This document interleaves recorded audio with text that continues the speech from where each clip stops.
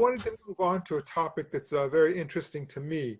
I saw that you are for a new investigation agency for police. Can you Yeah. talk about that?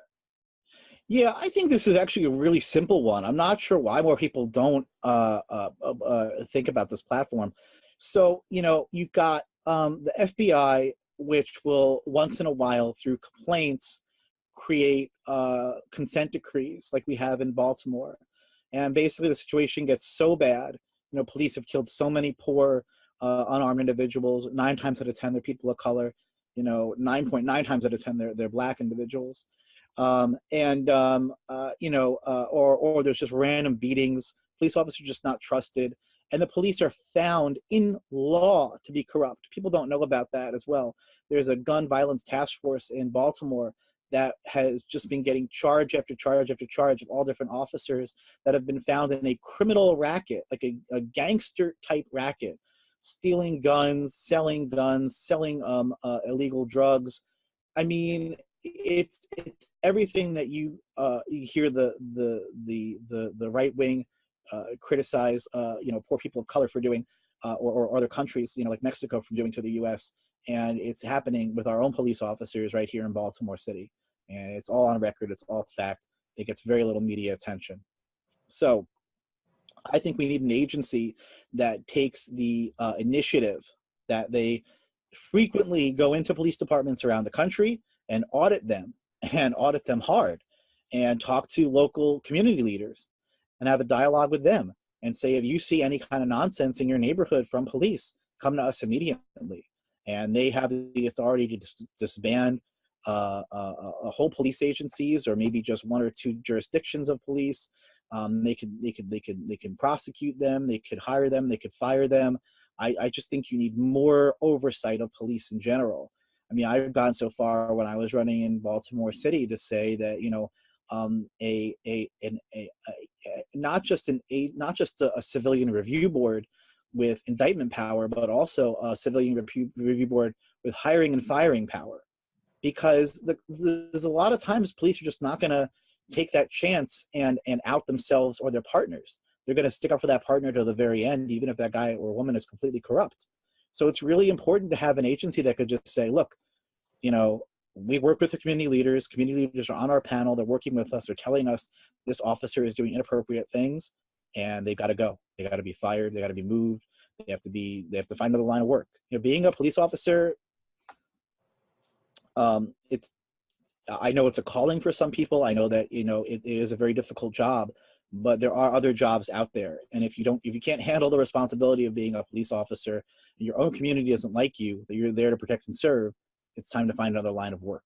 And so I have no problem telling the Justice Department to create a new agency that would specifically focus on just investigating and having that relationship with communities to keep track of police. We don't even have a clear record right now of how many police have shot and killed, you know, in individuals, because that's just something that the U.S. doesn't really keep track of. So an agency like this it's beyond time to take care of it, do it.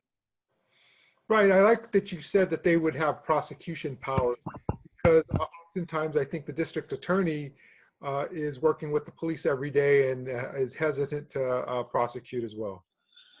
Oh my gosh, yes. It's such a messed up relationship between the DA's office and the police department, because you know, the district attorney relies on the police to do their investigations for them 9 times out of 10 when they're prosecuting someone that we put away for life. So to then all of a sudden turn around one day and try to take out a high-ranking police officer who's been known to be corrupt, and maybe that person has people under them. Maybe that person's not going anywhere. The police union will back that person.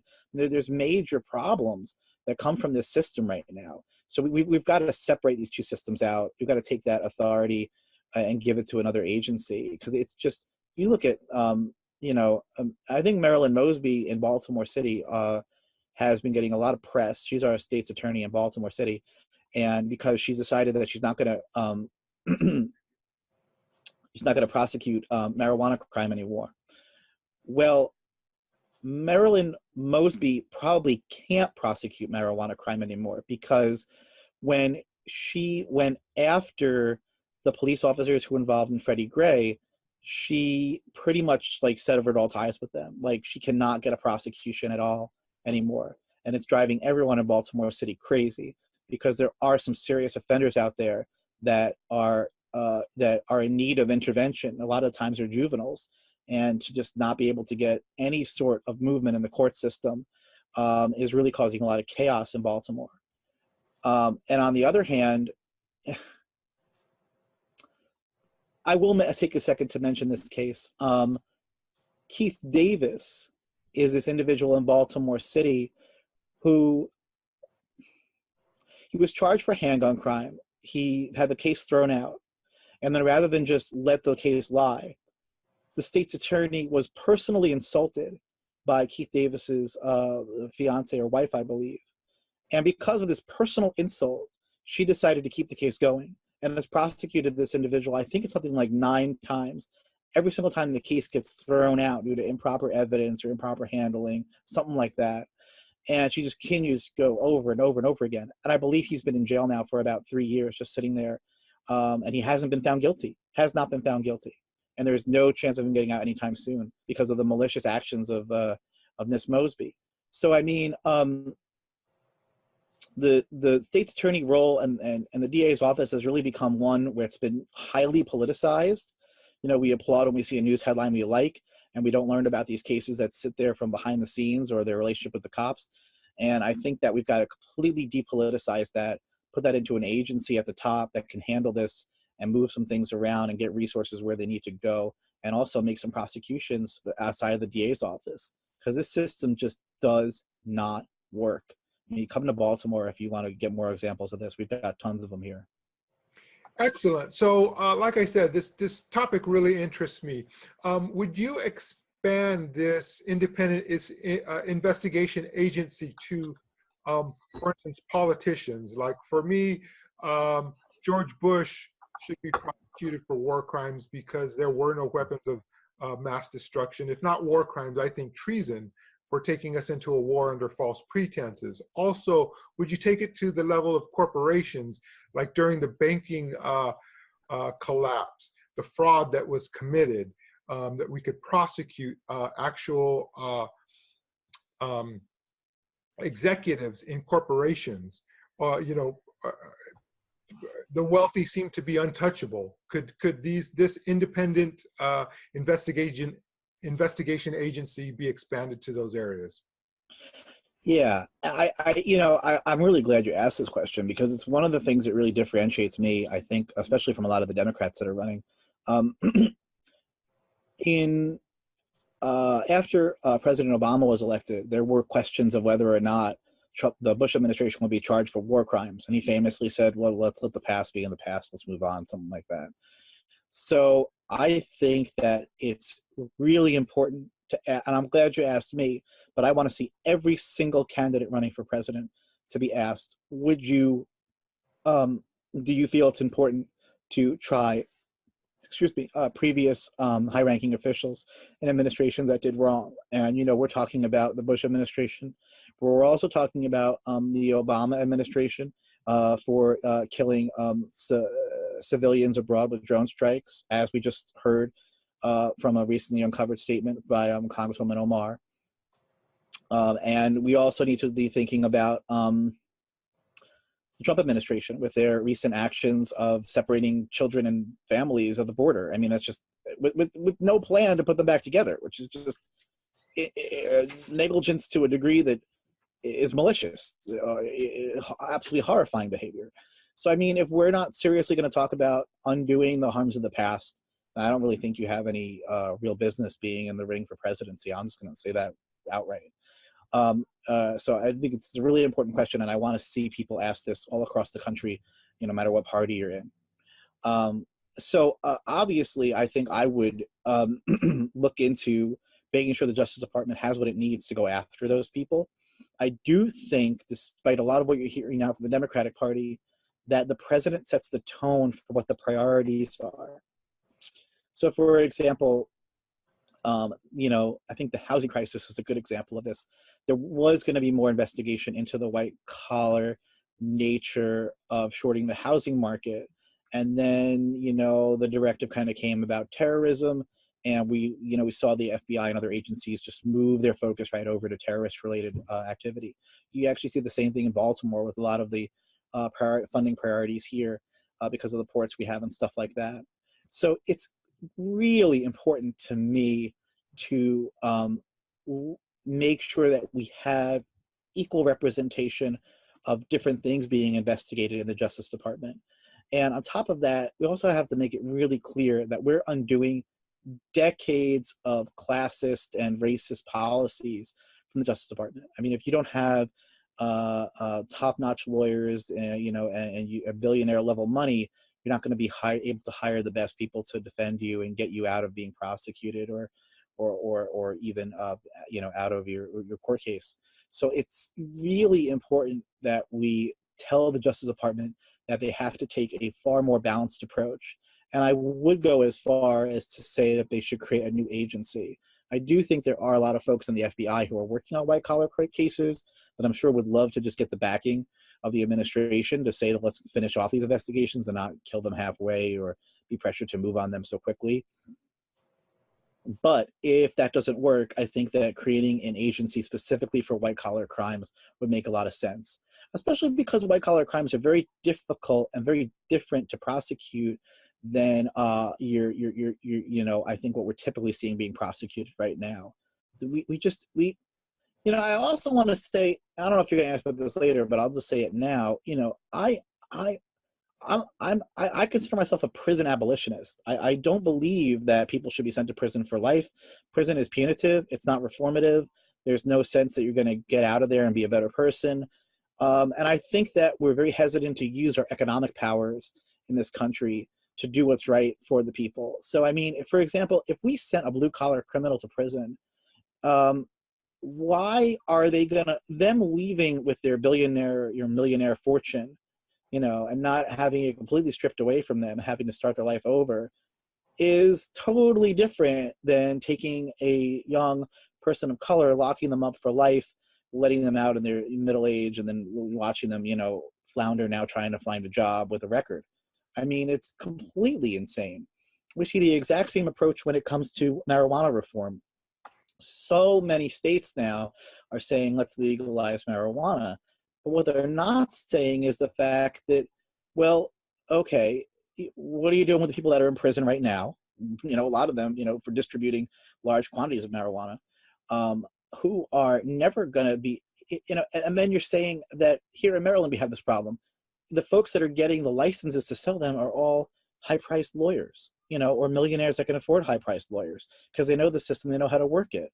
Well, why aren't we saying to those that were in prison for years selling large quantities of marijuana, hey, guess what? It's legal now. You're out, your record's expunged, and you're the first one able to sell it. Congratulations. I mean, that's the way I would do it.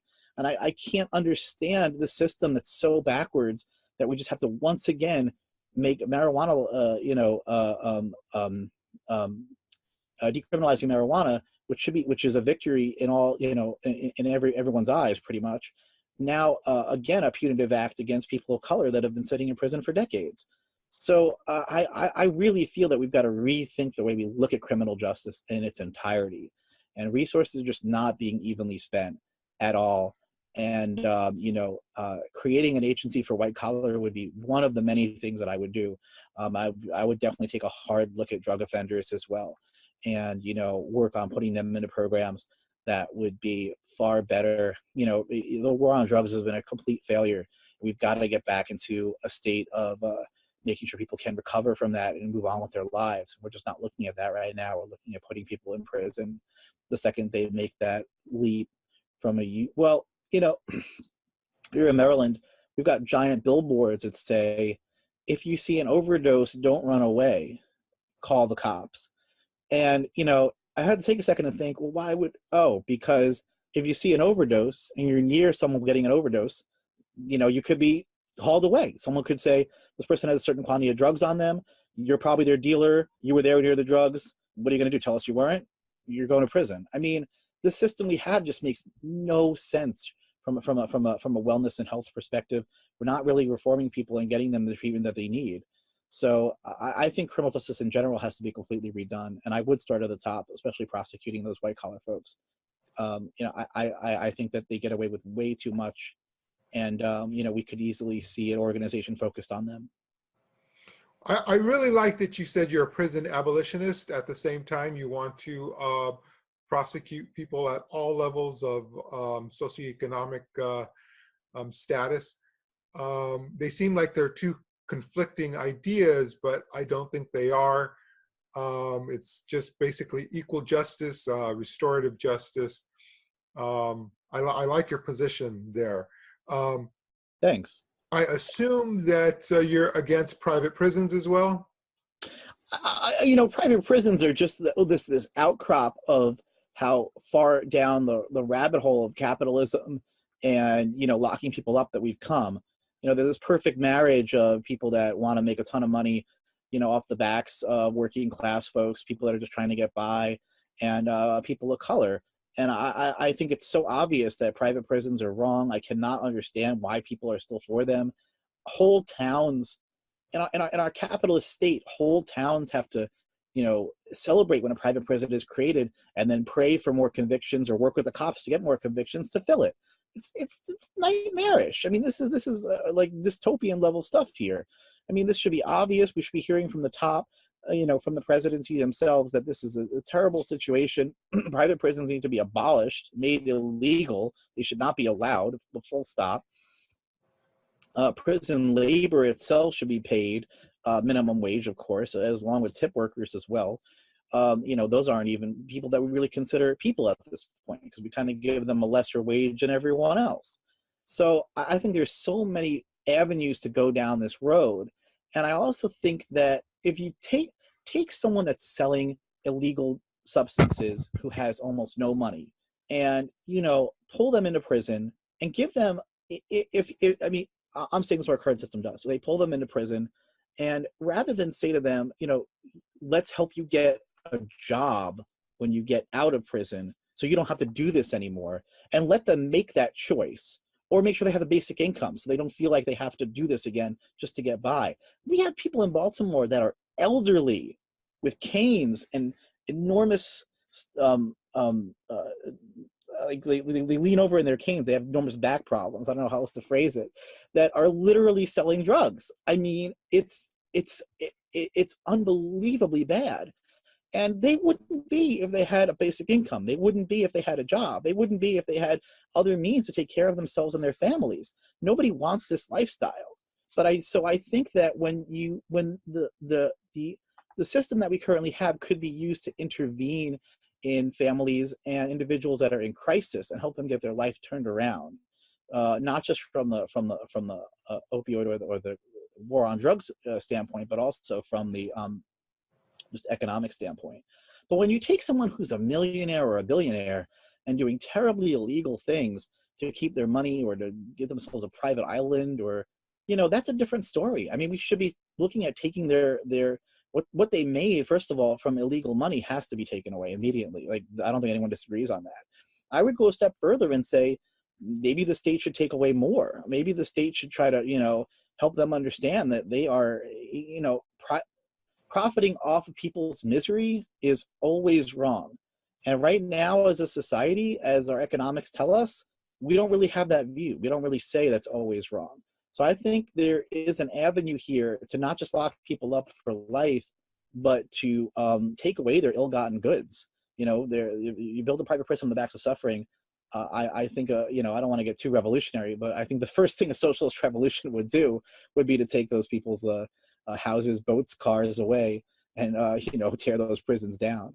Because I don't think there's anything more a big enough affront to just the sense of human justice that we see in the world than private prisons and our attempt to try to fill them. It's disgusting. Right. That's great.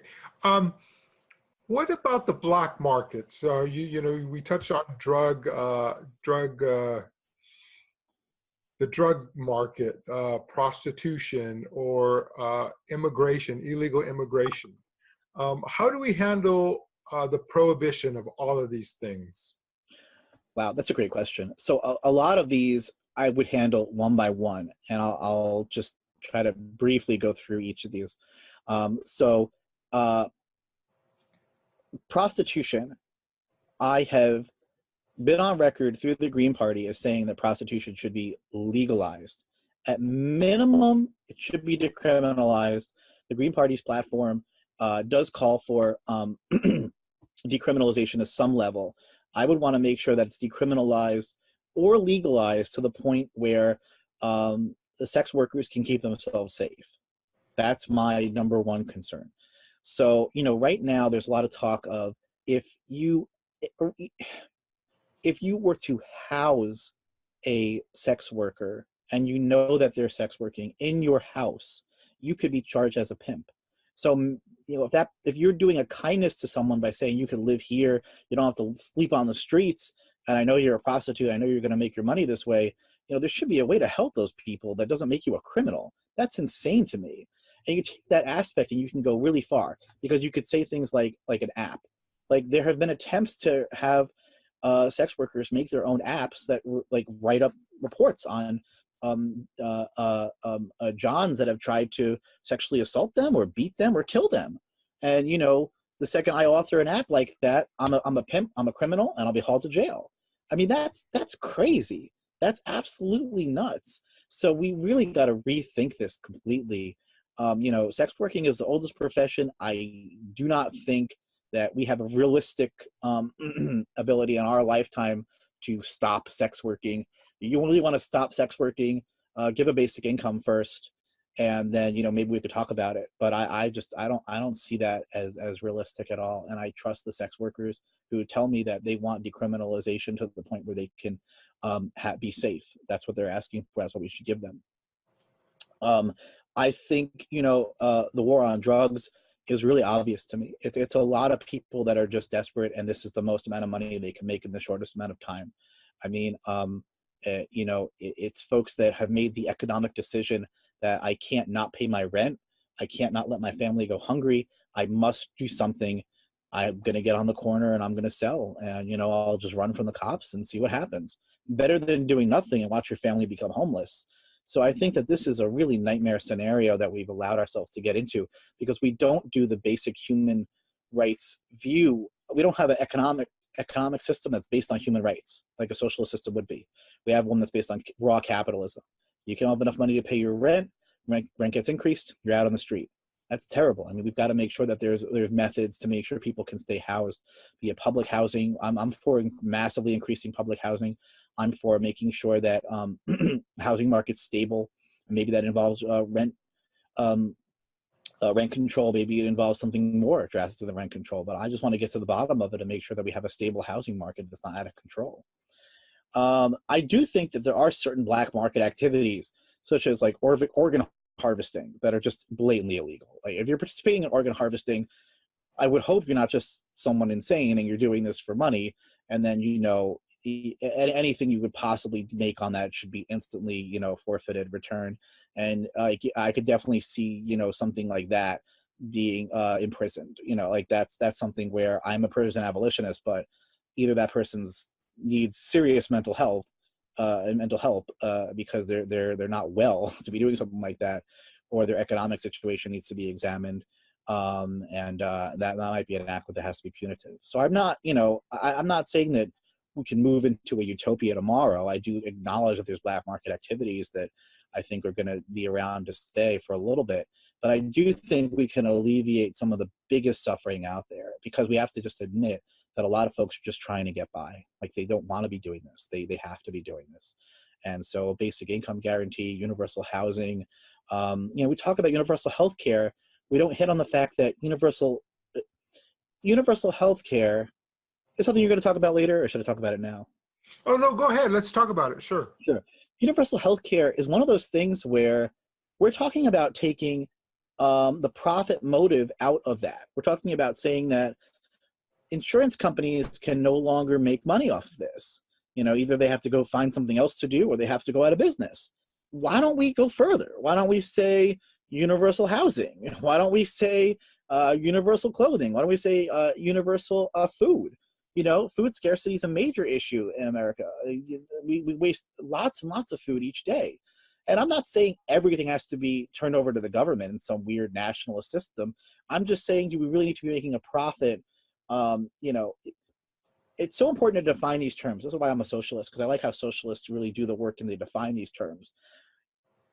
Should the person picking food off the vine be compensated? Absolutely. Should the farmer be compensated? Absolutely. Should the trucker be compensated? Absolutely. Should the supermarket workers be compensated? Absolutely.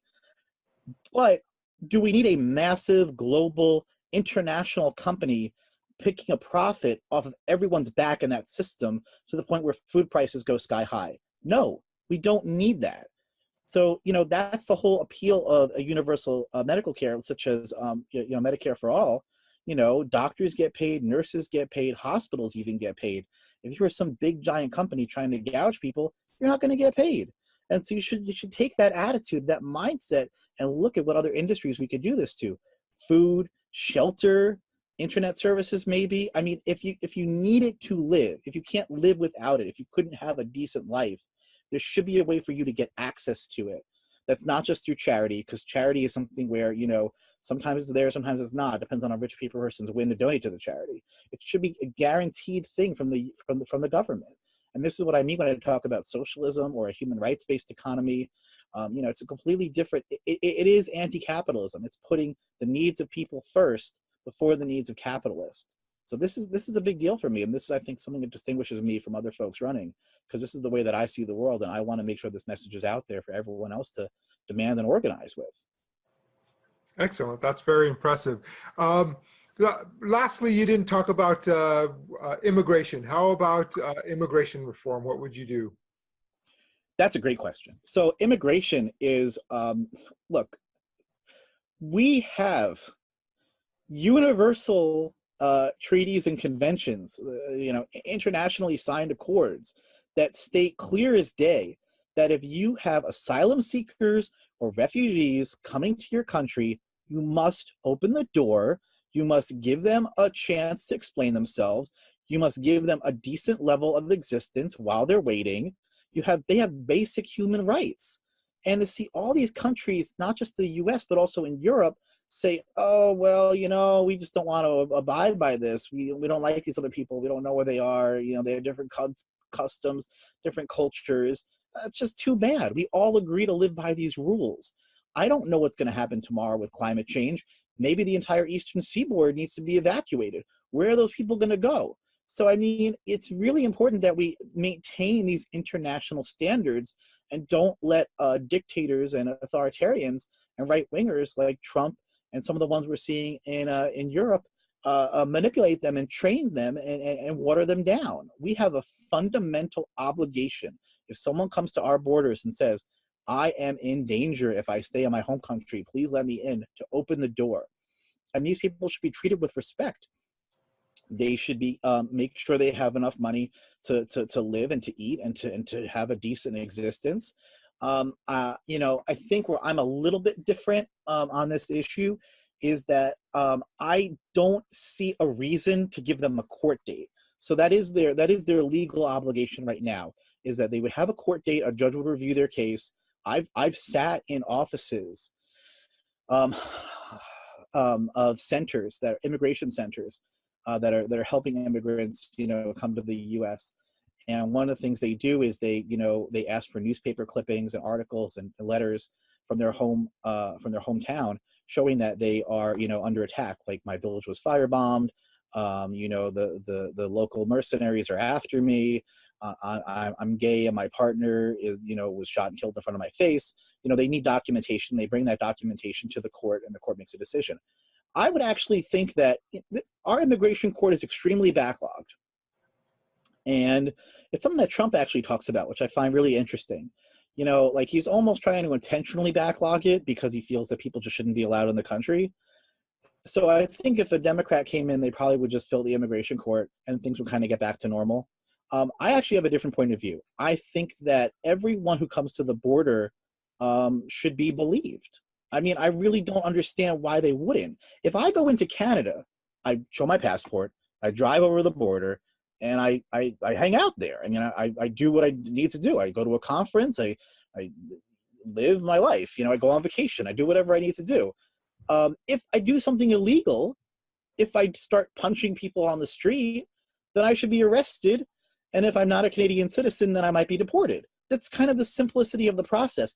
Why don't we do that with every person that comes into the US? I just don't understand. I think our border enforcement policy is not one that's sustainable. I don't think that we can, I think refugee crises are only going to get worse with climate change. You know, I think what's happening in Venezuela, we might start seeing a lot more Venezuelans come into the country too. So I also, you know, I just feel like it's not sustainable to just keep throwing courts at them and saying more judges and more judges, evaluating and evaluating. I think it would just be more fair to allow them the privilege that I have as a white person going into Canada. I go to the border, I go over the border, no one says anything to me. I'm not pulled over and, you know, maybe they'll inspect my car. Yeah, that's fine. You can inspect my car and what I have on me and my valuables. I mean, you don't want me to bring something illegal into your country. But other than that, I don't understand this level of prosecution that exists for someone just trying to get into a country. I think we have to admit that internationally we have a right of freedom of movement, and we have to be able to move where we want to move and live where we want to live. And if that upsets you, I think we have to look at how we have to kind of create international standards of living. You know, we shouldn't have people in developing countries living on less than $1 a day or $10 a day. We should make sure stuff is universally accessible internationally, not just here. And this is why I find what's going on in Africa and in China to be a particular concern, because you've got really large populations that have become industrialized or are industrializing, and they're looking at the US as that model. You know, if you ever talk to a recent, you know, most recent African immigrants, you know, they love the US, they love America, they love the wealth, they love the cars, you know, they love the electricity and the food, you know, and if we continue down this path of, yeah, become middle class, get a big house, 2 cars, 3 cars, maybe all your kids have cars, you know, have ostentatious wealth, you know, swimming pools and stuff like that. That's not a sustainable model for, you know, the billions of people on this planet. And, you know, eventually they're all going to rise up and want that in one way or another. And I just feel like we have in the US a special responsibility to show a path that makes sense from an economic and from a climate change standpoint. You know, we can't be spending, we're what, 5% of the world's population? We can't be spending, you know, so much of the world's energy consumption or the material consumption. We've got to make a plan. We need a president that's going to make a plan to say things need to be more equal on our planet. And here's the kicker. Even if you disagree with me, even if you think Americans should be exceptional and everyone should strive to be middle class. I hate the word middle class, by the way. I never use it. I don't appeal to the middle class. I want to make sure that people that are poor and working class feel like this campaign's for them. Because anyone can be poor and middle class. You know, it just takes 1 or 2 paychecks, and basically you're not middle class anymore. You're poor.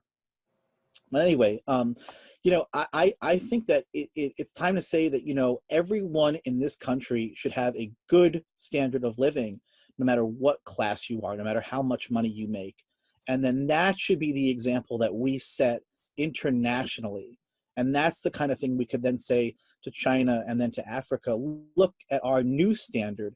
Everyone has enough, everyone gets along. There's no ostentatiously wealthy people eating up all the resources. And let's all strive for that together internationally. That's my vision. That's why I'm running for president. You know, I know I declared my candidacy when I was 33 and now 34. You know I'm very young to be doing this, but I really want to make sure that this vision is one that's out there, because I don't think that we should just be striving for a democratic style socialism. I think we should be striving for true anti-capitalism. Like, we cannot let capital run our society. We are people that are smart and sophisticated and creative, and we can come up with new innovative ways to run the world that don't just rely on the almighty dollar calling all the shots. You know, so that's my answer to that. Excellent. Well, I think that's a good place to end this interview. let me ask you this before we go. Are there any websites or organizations that you want to promote? I can integrate them into the video.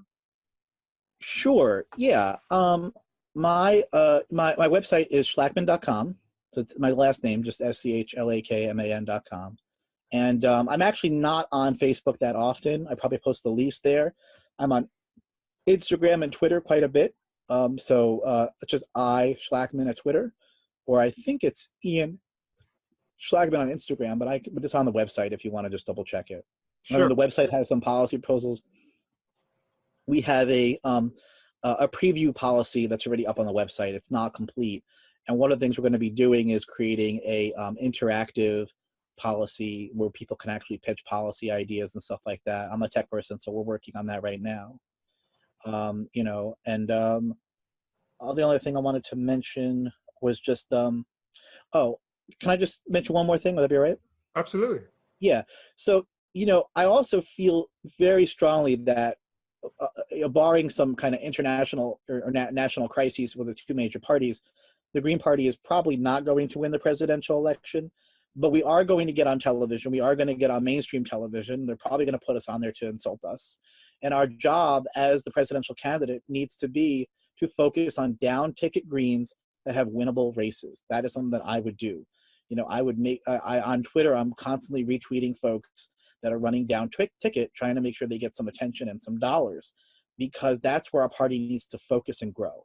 That's what I've been doing in Baltimore, you know, going into public housing communities, rural and urban, and talking to them, making sure they feel like they have a political party.